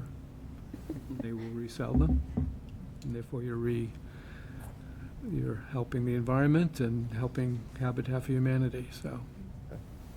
The applicant is in the audience, so I'm sure he's taking notes back there on that. Yeah, I walk by his house every day too, so. So, okay. Anybody else have questions? Just the abutters' concern about drainage, I guess, was, Yeah, I can cover that. We received 2 abutter comments. I'm sorry, I didn't send them to you, I'm realizing now. the handwriting. They're concerned, both of them, about stormwater in general. So this direct neighbor on the eastern side, if this is north is up, is concerned about the runoff from the slopes that you're creating through regrading. And this neighborhood from 8 Columbus Ave, Karen, is concerned about the current street drains don't do well in storms and is concerned about the increase of potential runoff from the property Yep. due to lack of stormwater management. But I think if you provide those dry wells that we talked about, that would be one step in the right direction. And if, you know, sometimes if there's steep slopes, this isn't that steep, but 13 down to 8, you anticipate slope runoff there. I know with the 1-foot contours, it makes it look like it's a lot steeper than it is. We typically do that in 2-foot contours. I'm just going to address one point at a time. So first of all, the runoff, if you look at the contour lines from Columbus Ave, it actually flows onto the property. So we're not flowing away. We do recognize that there is a little bit of steepening of the grade rush going toward 8 Columbus Avenue. So again, Joe and I had discussed before this that we'll propose a swale along that property line, and then a trench up in this area. So that'll deal with the overland flow, so that way we're not increasing any runoff going onto that site. And then we'll propose a dry well for those roof drains, like we had talked about. So I think with those two measures, it'll really improve the site and address those concerns. I would agree, thank you. Thanks. And just back to the chairman's comment about the trees, since you are removing, a 24-inch oak, a 14-inch oak, and a 12-inch 12. cherry. I might have mixed those last two up, but I think you need at least 6 trees, and maybe half of them oaks, since you're removing a lot of oak mass. If the commission has thoughts on that ratio. That's what I was. 6. 6 is good, and I'm in favor of having some diversity, so Yeah. half oaks, half maples is a good approach. Okay. In that case, if you see where those 3 are, we'll just continue them to the, would that be to the south, I guess? How far apart are those spaced? I would just be a little concerned if they're huge canopy trees for them to be so close, but just a thought. Yeah, it looks like they're, Like 12? they look to be spaced about 8 feet on center. Okay. I would kindly suggest them be a little further apart. Okay. Well, if we are adding 6 trees and extending it, we'll probably just space them out Yeah. evenly along that back property line. Excellent. I think with those comments and your proposed changes, I don't have anything else. Anybody in the audience? Yes, come on up here to that and introduce yourself.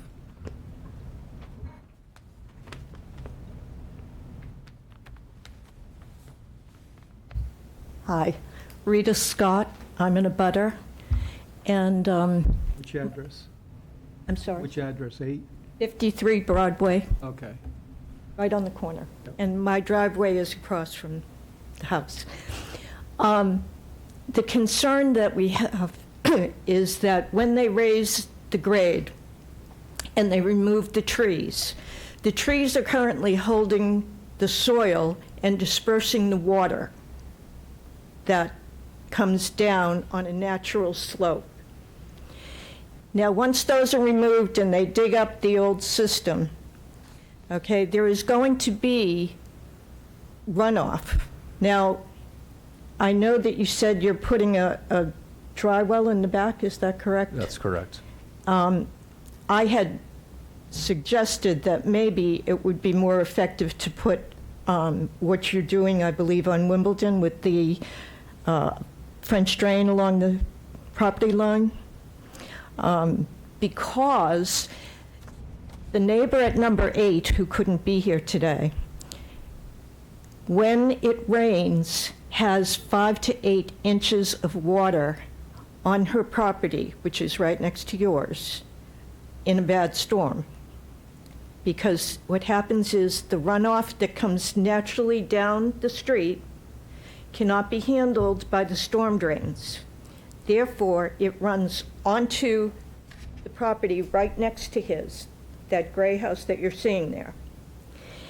And with the increase in grade and the removal of trees, which, as I said, help disperse the water and hold the soil in place, and removing the existing septic, okay, I'm afraid that instead of 5 to 8 inches, she would get substantially more. Now, and she is in a flood zone. Now, perhaps you can explain to me how the dry well will compensate, and that may be of great relief to her. Yeah, certainly. Definitely understand your concerns with the plan that we had presented before tonight, but through discussions with the commission here, we have agreed to put a swale, and that swale is essentially between that septic system and your neighbor's house that you're referring to. And that swale just, it collects any water that's coming across this property, and it's going to direct it into a trench along that property line. So that'll infiltrate some overland flow. And as far as the roof drain is designed to handle the roof flow. So right now, with the existing dwelling itself, when water hits it, it usually goes down the downspouts and then just kind of disperses, and that becomes overland flow. Well, with these roof drains and these pipes, it'll be collected and managed, and it'll be directed right into this dry well. So she should expect to see a pretty significant improvement with runoff onto her property from the existing. I appreciate that. And the swale, as you mentioned, now, how does that work with the grade coming up? So they're going to provide a revised plan. So any detailed questions on the swale, you might want to come back after they Okay. provide the plan. Okay. Thank you, and we're very happy to have the new dwelling coming into place. Anybody else? Raise your hand. Do not see any raised hands. So obviously, we're going to continue this with the new plan. When is a good date for you? That's a tricky question. So So we have, in 2 weeks is the 3rd, but then revised plans would be due next Thursday. Yeah. My wife is expecting the first week in September, so I'll be taking some time off. So it becomes a little tricky on my end. So, we can certainly have representation. Would the board consider a conditional approval based on these discussions that we've had tonight? We're willing to make all these changes right here and now. In fact, I have them kind of sketched up if you want to go over it. I know it might be a little unorthodox here. I'm just concerned that I might not be able to be here personally next time. I would be fine with that if you could just provide some sort of calculation that the drainage swale on the side is sufficient for the expected amount of a small rain Sure. event. Would the commission be okay with that? Yes. So essentially approving pending revised plans to you. Yeah, and with, everything we talked about and just some backup for the size of the swale being sufficient for the slope. And that's why you asked for the drainage calculations? Yeah. Yeah. so we're voting to approve the plans pending, approve the permit pending plans, new plans that go to Brittany and accepted by Brittany on our behalf. Yes. Okay. I'll make that motion since I just said it. Anybody want I'll second to it. second it? Great. Get your name into that in minutes, all right. I was gonna, All in nudge you. favor? Aye. Aye. Anybody Aye. opposed? Okay, great. All right, thank you for your time. Thank I you. appreciate you. Good luck. Thank you. Yeah. Is it your first one? Second. Second? That's still pretty Still cool. exciting. Yeah. Do I sign this now? Yes. Yeah. Here you go. Okay. Next order of business, somewhere here. Our next order of business is SE 83-2551 Hamlin Consulting for Richard Calhoun, 24 Minnetuxet Way, proposed addition in riverfront area and the buffer zone to a BVW. Cute. So Ellie's recusing herself because she's a direct abutter. Okay, right. Good evening. Lynn Hamlin, representing the applicants. I'm actually with the applicants. The Calhouns are in the back, as well as their contractor, the Baslers. It's kind of an interesting project. I'm going to start with the easy stuff. This project is the construction of an addition to an existing single-family dwelling. There are some overlapping resource areas on the property. There's a flood zone, which none of the work occurs within, and it's just the edge of it, the boundary as mapped by FEMA. There is a BVW that was delineated by assessing the plant community. That was, only difficulty was access. If you went down there and looked at it, it's very thick. The interesting part of this project is the river. So initially, I had flagged the wetland and then asked the surveys at Merrill to go locate the edge of water. At bankful conditions, it's obvious, typically. You go, you find a stream, and you locate the edge of the water. And meanwhile, with the edge of White's Brook on the subdivision plan shown as the rear property line with a setback and the BVW, the Calhouns went ahead and designed their addition. So when I got the plan back and they showed an edge of White's Brook significantly closer to the proposed work or the existing dwelling, I assumed it was a survey error by Merrill. So I went out there with them and physically stood at the river, which is a stream. It's not a river. And then I asked the surveyor to put me where the subdivision plan was saying was edge of Whitesbrook. And Merrill was correct. The problem was the subdivision plan is wrong. And I gave you, it's interesting, I gave you the assessor's map and the two subdivision plans that abut each other on Minnetuxet. And if you look, the edge of the river is significantly closer on the abutting subdivision plan versus the subdivision plan that this property is on. And I just thought it was interesting, probably not as interesting to the Calhouns because their property got significantly smaller. Thank goodness it was just wetland that was smaller, so there wasn't a zoning issue. And also unfortunate that the first rendition of their addition was closer into the river and actually necessitated some clearing of the existing natural vegetation. I gave you the first rendition because I think it's important for the Conservation Commission to recognize the applicant has already tried to work with the regulations and to be compliant with the regulations, and they did spend the money to revise their addition so that now it's proposed entirely within existing lawn area and there is no natural vegetation or any vegetation that needs to be removed to construct it. So then what we did to comply with your buffer zone regulations, we completed the naturalization of the 50-foot buffer, which is only, I think, 370 odd square feet. On top of that, we gave you another 700 and so square feet. You have 1,030 square feet of mitigation. If you were out there, it's very limited, the area behind the house before you get into that thick buffer zone to the river. As far as the river goes, and I had emailed Brittany shortly before this hearing. I don't know if you had a chance to look at my email. No, okay. Shortly. I was hoping, but sorry, I didn't. I'm not surprised you didn't. So as far as the rivers regulations go, riverfront standards, and we're going by the redevelopment in a riverfront because there's already existing alteration in this riverfront. The standards for redevelopment are that you must improve the existing conditions. So we're already improving the existing conditions by adding additional buffer zone. The existing house has no roof runoff drains. It just flows under the ground. So we're proposing to contain the roof runoff for the whole entire house, including the addition, into subsurface dry wells.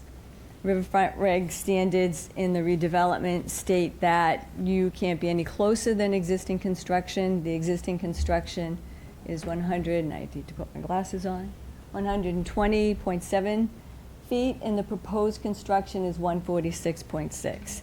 They say that any expansion within the riverfront needs to be done towards the boundary, not towards the river. They say to conform to storm water standards, but again, as you heard in the previous hearing, that this is a single-family dwelling, so it's exempt from the DEP stormwater policy. The interesting thing, upon a rereading of these regulations, and they are ambiguous, and I've been involved in a court case on a adjudicatory level. These regulations were ambiguous from the day they were written.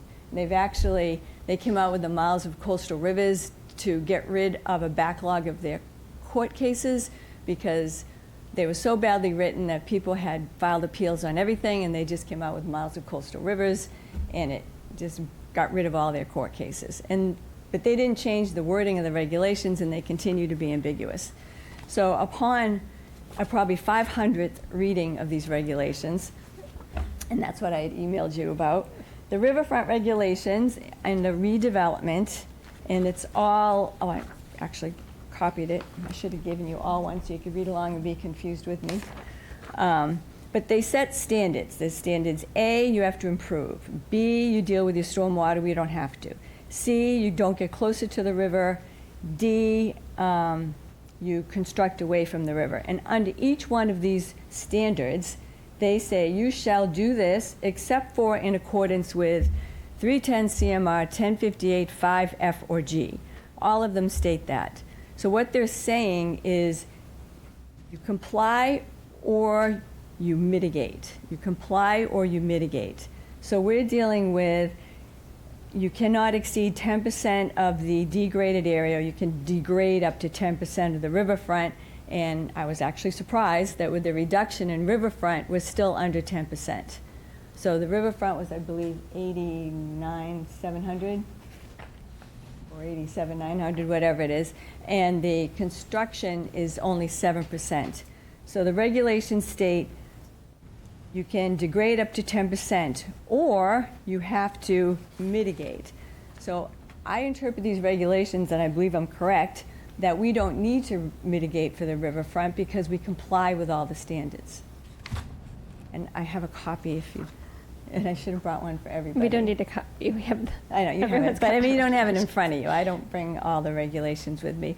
So I think that by increasing the buffer zone, containing all the roof runoff of the house, they completely redesigned their addition at their expense. There are no natural vegetation being removed.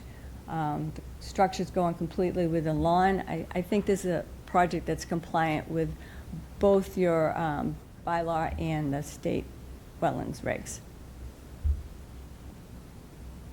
Okay. I just want to go back to what you said about mitigation.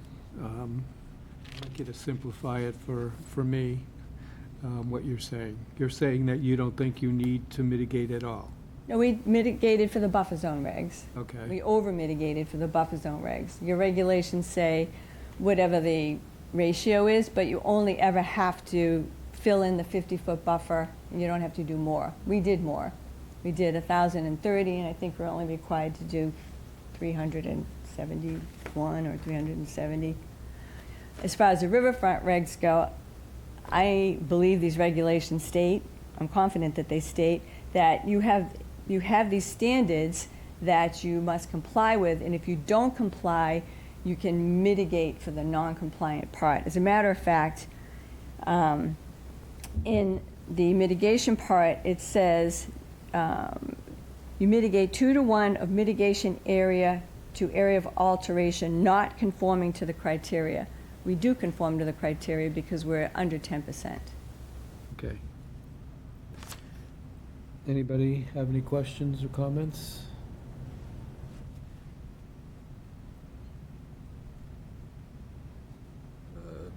Turn over to you, Brittany. No, I think that's fine. You just said you're not removing any vegetation at all, None. but there's Grass. a tree, a 20-inch tree No trees. that has an X on it. Was that an error? I don't know if that's an X or just the purple line. I don't see an X. It's right on the 200-foot riparian. Oh, it was also on the boundary, I Oh. guess. I don't know. I think it's just a purple line. There's no Does trees being anyone- removed. The engineer, surveyors are not here, right? No, they were here earlier. Oh. Why'd they leave? Did we bore them and they left? You can just say no trees would be removed. I just wanted to clarify. It's on the outer buffer line. I'm not overly concerned. I just wanted to Yeah, no clarify. No trees would be removed. Okay. That's a good question. I have no idea what that is. All right. Yeah. No, you've appreciate the improvements you've made to the site. I know we very shortly discussed changing the driveway to permeable, but I don't think that's necessary. Right? Could Go you just ahead. repeat that comment about the driveway? I was wondering about that.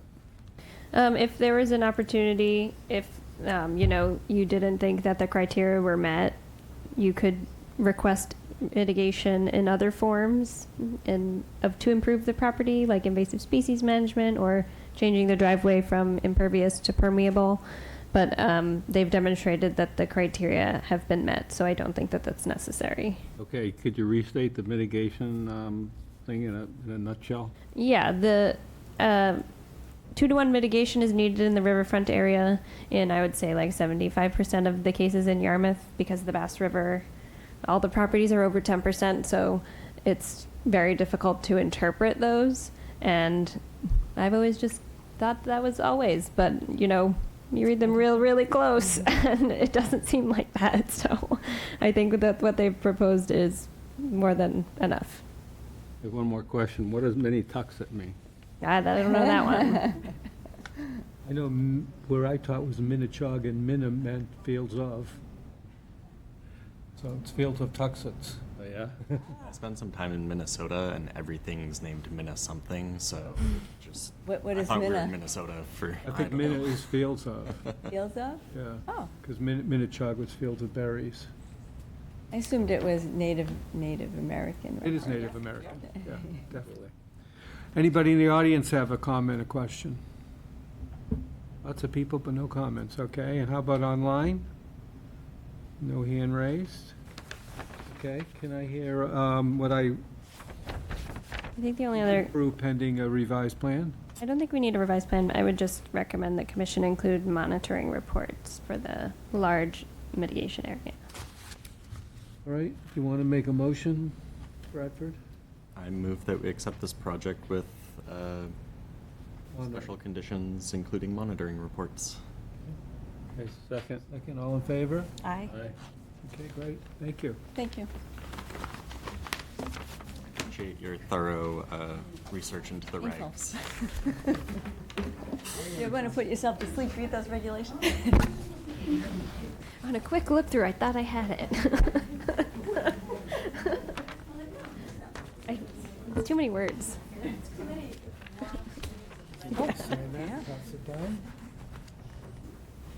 Okay, thank you. Thank you all for coming. Good night.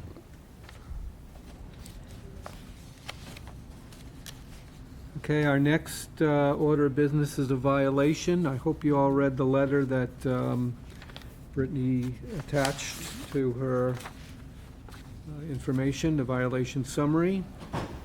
This is 15 Wadsworth Lane. Whoops, I got the wrong piece of paper here.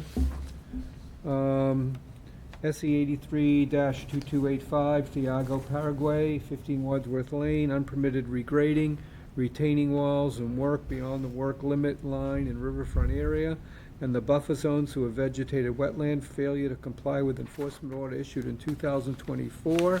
Here we are in 2026.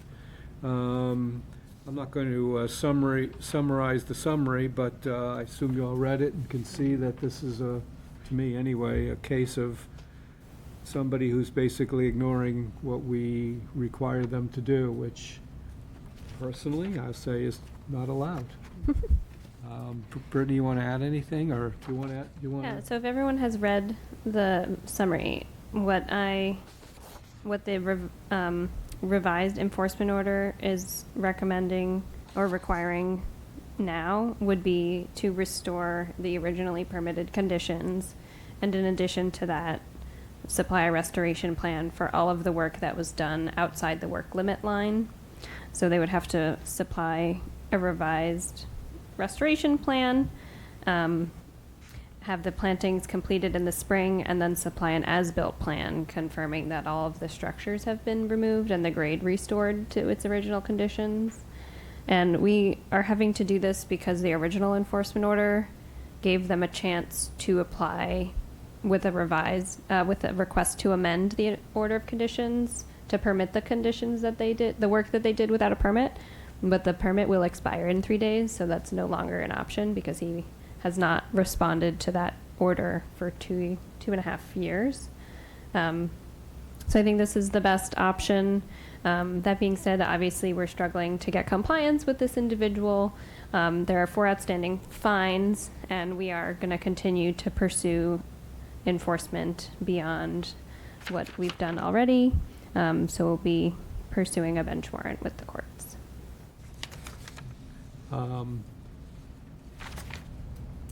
Which is what happens when you don't pay a fine. Right. Or appear in court to argue that you don't want to pay the fine. Anybody have a comment they'd like to make? I was just concerned, do we know that this person is alive? Yes, so they No, did, because- we yeah. did get one update. Okay. Down Cape, they did hire Down Cape Engineering to start work on the amended order. Down Cape did the work. So I haven't heard from him since then, but we did get the green card back for our most recent fine that we sent, so they signed it. Okay. Sorry, No- I didn't know how else to ask No other that. correspondence has been, Signing it, is that the same thing as paying it? no, they confirmed the receipt. Oh, okay. They got it. Anybody else want to say something? Yeah, I just recommend that you vote to ratify the revised enforcement order. Okay. So can I hear a motion to accept or ratify the enforcement order? I'll move to ratify the enforcement order, the latest enforcement order. I'll second. Second, all in favor? Aye. Anybody opposed? Okay. You got it. Do I have to sign this? Yes. Yes.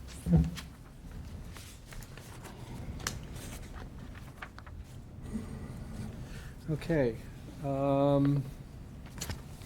Next is the Seaside Festival Fireworks Pollution Control Plan.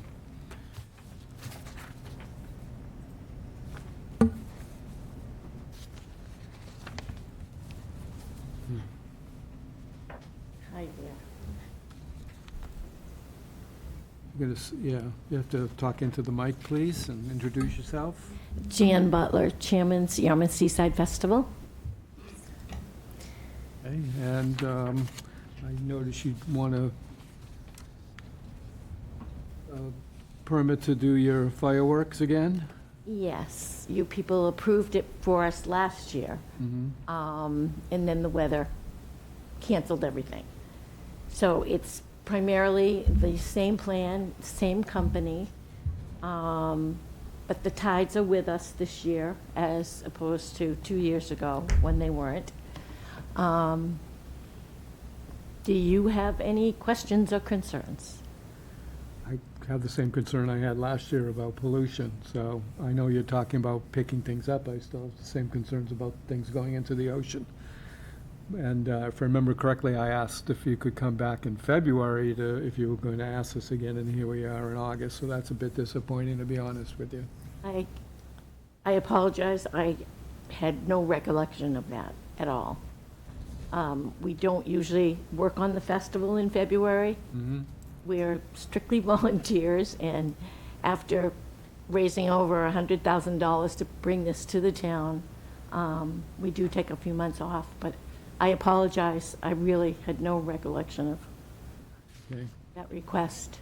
Anybody have a comment, a question? Paul? Yeah, somewhere along the way here, it said, did you already pay for the fireworks that you didn't use last year? What happened is that we had put a $15,000 deposit down. And when it got canceled, because we had gone through so much to get the permit and so forth, the fireworks company called and said, Jan, we will hold the deposit, the $15,000 from last year, and put it towards a deposit for this year. So right after the festival, I usually end up writing a grant for the tourism money, and I had put in an application for $35,000, and that was going to help with some of the funding for any events or the fireworks.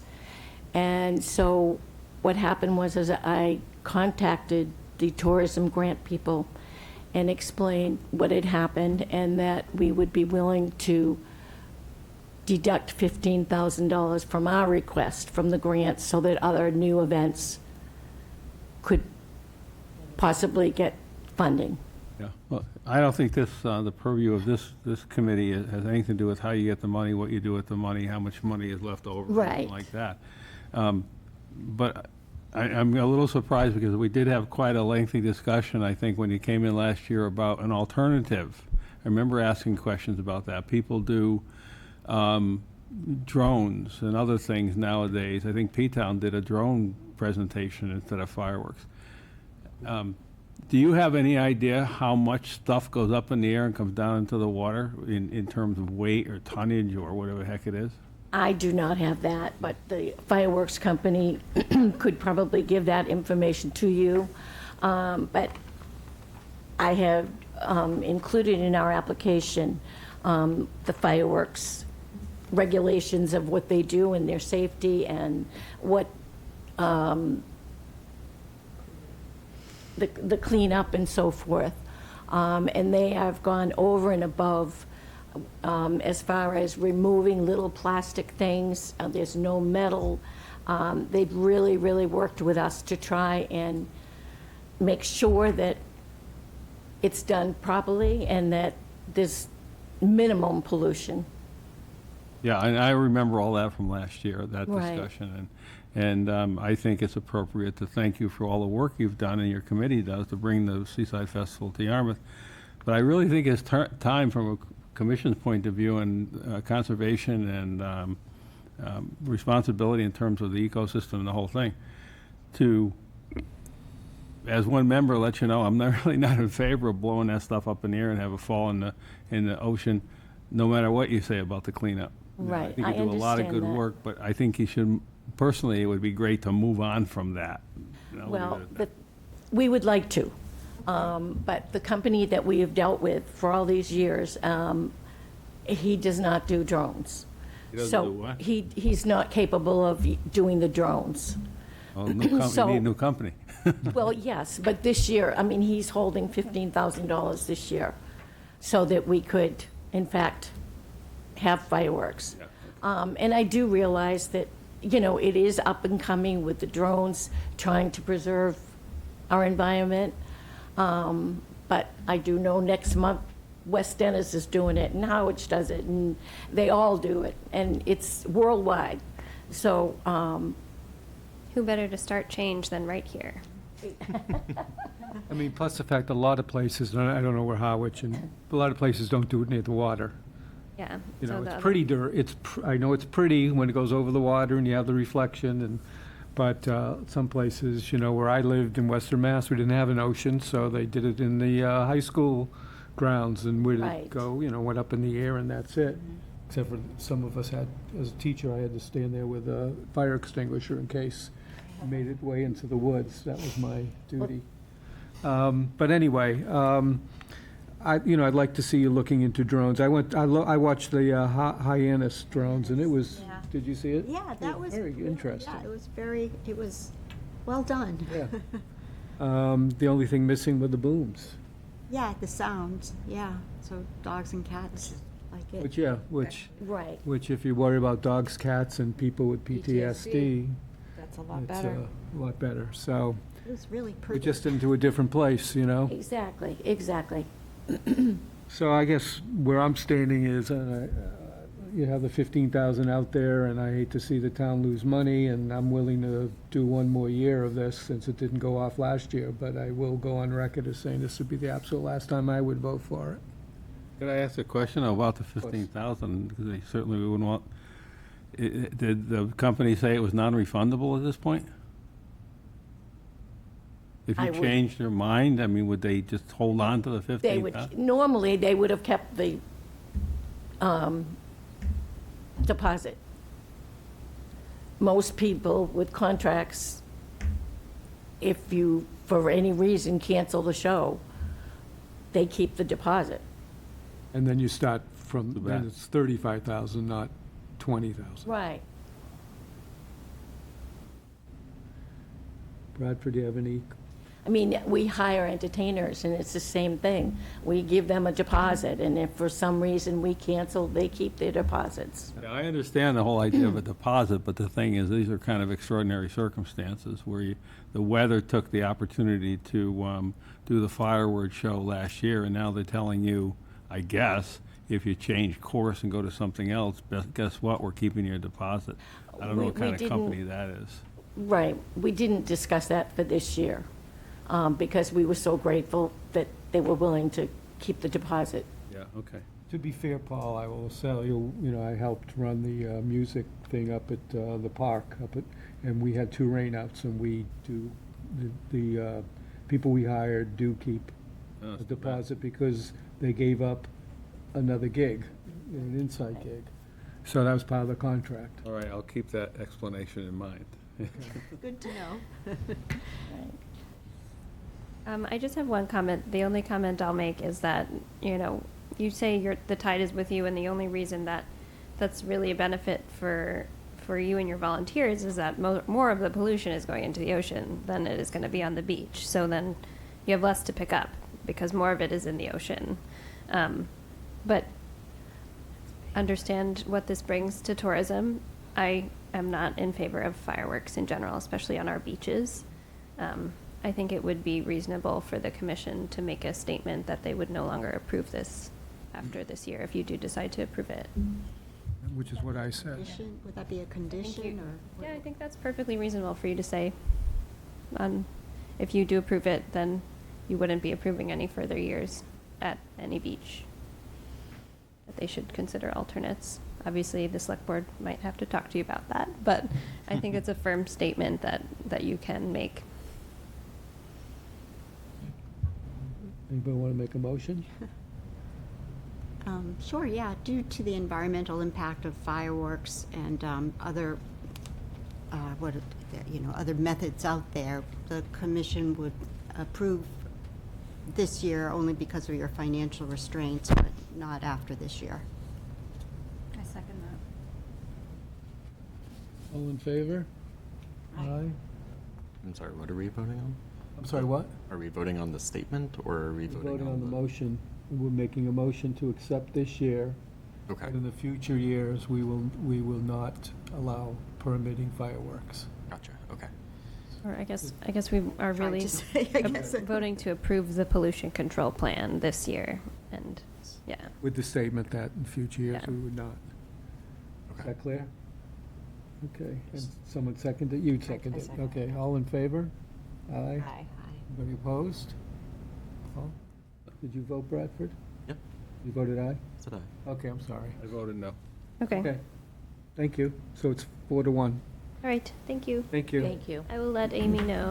She's been waiting. Pardon? I will let Amy know. Okay. Thank you. Okay, I don't think we have enough people here to vote for the minutes. I can't vote for the minutes. Nope. We'll have to skip that. There's only 3 of us. I wanted, before we get to this brainstorm topic, I wanted to let you know that I am putting together a program for adopting trails. Since I'm no longer president of the Friends, I have time in my life, so You do. so I have to Got fill it something up else some to way. do. So now I'm gonna That's put together funny. something and bring it to you guys when it's done, whenever. To adopt trails in town with. Yeah, any drop conservation. that, what do you, 7 trails, right? What? 7 trails? Conservation areas would Yeah. have trails. Right, conservation area trails. We would have to work with DNR for this. We have to what? You would have to work with DNR for this, because they are the ones who maintain Right. the trails. Yeah, I'm percolating it in my head. Okay. And Is this- I've collected one. Just conservation trails, or would this be any trail in? I don't know, it's a great question. Do we have lots of other trails that aren't conservation trails? And they aren't in our book. The ones that aren't conservation trails aren't technically maintained by the town. Oh, okay. I was thinking like, I Like the think water. Gray's Beach has those like trails. Those are conservation trails. Oh, they are? Yeah. Oh, okay. Those ones are. I So thought we that have, felt- We're also redoing the pamphlet. Yeah, we're I shouldn't say redoing- we. Brittany's redoing, I'm proofreading it, so. Brittany's doing all the work. here's our, yeah, we have all these, and we have these pamphlets that are kind of old. No, this is not a good representation, but we have physical pamphlets with trail maps, and we're updating them. Okay. So, So would this be a project where they would be available for adoption and then it'd be a fundraiser of some sort? no, volunteers would just volunteer to maintain the trail with a list of criteria for them to follow in order to agree to do it. I see, okay. And we would supply maybe bags and stuff like that. And if there's a tree going across the trail, we do not expect them to fix the tree. We expect them to call, we'll have a person, they can call it. Chainsaw though, so. No, we're not gonna have people do chainsaws. I think there might be a liability issue somewhere in there. No. So is it to supplement what the town does, or Really, to? right now, I don't think, I mean, the town does some looking at trails maybe once a year, you know? So, I mean, this would be more of a, It's kind of like the Adopt a road. road, Yeah. the yeah. I median mean, strip. I know, I will say national parks have people do adopt a trail all the time. Yeah. For maintenance, and they walk through it, they find poison ivy, so they call someone to get rid of the poison ivy. They clear off the trails if there's, you know, a branch or two, or it's impassable, they call somebody to make it passable, things like that. Oh, Brittany, just a question, I think I've asked this before. The Carolyn Thatcher Pereira Conservation Area, is that a town conservation area? I always kind of get confused on that one. Yeah, it is. It is, and there's a couple trails that go through that. Okay, so it's like down here, but I don't think there are trails that go through it. Yeah, there are, I Thatcher? mean, there are trails that you can walk, but I don't know if they're kind of official trails. Okay. You can go from one side to the other. I'll have to meet with you about where exactly those are. Yeah, they're easy to find, they're not Okay. complicated. I mean, you know, we don't have to stick to this, I think we should start with the 7 that we have, that we're in charge of. Because there are a few others that are small, that like off of, over there in that area, it kind of connects to Calorie Darling, but Oh, yeah, I know what you mean. I'll pull it up. We can expand it as it works through. I just wanted to introduce that to you. Okay. Brittany, you want to talk about this working meeting? Since Jack's not here, he's kind of the one who requested the working meeting, but there are just a couple of things we discussed. Ellie had brought up, you know, maybe it's time for some regulation updates, and I wanted the commission to get their eyes on the template conditions for the orders of conditions. So those were our topics, and then Jack had a couple that he wanted the opinion of the rest of the commission on, that maybe, depending on how many of them we wanted to talk about, would be too long to tack on to a regular meeting. But we may be able to whittle it down where we can just have it at the end of a meeting if it's short enough, so that we don't, I know we have work, you know, it's hard to find a time outside of our regular scheduled meeting time sometimes. But those were my 2 main ones, and But just a comment, I think that, to me, it'd be altogether appropriate, when we do 2 meetings a month. yeah. I don't think it would be a lot to expect folks who join the commission to do 3 meetings a month, one of them being a meeting to talk about rules, regulations, procedures, that type of thing. You have a meeting room down, or upstairs Yeah. there, We could use room A. and You're saying an extra meeting in Extra 1 month, meeting, not yeah. 3 meetings every month, Yeah, just one extra. 1 extra meeting per month. 3, per month. yeah, 3 total. I would say that would be, I don't You know why like we would meetings. have the 3rd meeting. Hey, what? I don't know why we'd have 3 meetings in a month. First of all, Yeah. Because I'll tell you why, because I think a lot of times, I'll put it this way, I get confused about what the regulations, which direction we're going. And I think new people coming in would benefit from some sort of specific discussion about an aspect of the regulation. Let's start with, you know, the various kinds of meetings we have, what is an RDA as opposed to a notice of intent, all this sort of thing. well, New we folks. do have this all written up in our regulations, and I Okay, just happened to reread the regulations this week, and it's pretty clear to me what it is. I appreciate that. I just think that sometimes you learn a lot more when you get together in a room with folks and people who really know what they're doing, and you talk about it. I understand that, I just could not do 3 meetings a month myself. Yeah, I that's personally how would I- not be able to accommodate let's that join. either. I thought you were retired, you have that I retired. am shirt retired, on. but I also like to travel, and I oftentimes plan my travels around the time we have the 5 Thursdays. All right. Just so that you know, okay? I also attend the CPC meetings during a good portion of the year. So I already do 3 meetings a month, and I'm very happy to do 4. And it's not like I'm not busy, Right. you know? No, I Somebody attend- has to pick those tomatoes in my garden, okay? So, All right, so sounding like, yeah, we should probably have a working meeting, but not suggestion, every yeah. month. Yeah, let's try for one. So just do the one. We'll try and find a time that works for We haven't everyone. had Meeting, we can answer a lot of those questions. Especially if somebody makes a list of the questions they need to be answered. Yeah, Jack made a nice list. It's long, so Yeah, we have a um, list from, we might be able Jack. to, yeah. We'll work on a draft agenda for a working meeting and then schedule if it. there are things you want specifically to talk about, if you could just get it to her, Yeah, to add to the agenda. then we can add it and look at the agenda and decide, yes, let's do it such and such a date. Yeah. Spoiler alert, mine was just because of the The excessive bulkheads. excessive bulkhead applications, we would look at some guidelines that Yeah, I I think that's, suggested. yeah, so there's a lot of guidance documents that we can either reference specifically and then incorporate our own minimum standards, which I think could include the buffer, a vegetative buffer, because I don't know how many times I'm going to argue that with a small group of people. Is there any other business? Um, Oh, yeah, I think Christian's not here because Christian resigned from the committee. So, And I have other business I can distribute. There's been comments from MACC, MSMCP, and AMWS, which I am on the board for, that have been distributed for the proposed wetland regulation updates. So I'll send you those comment letters. They kind of all adopted each other's comments as well. So Comments were due today. they were due today, yeah. So everyone sent them to DEP today. And I will send them to you. I was glad they were redlined. You glad what? They were redlined, the revisions. Okay. Anything else? Nope. Anything from anybody here else?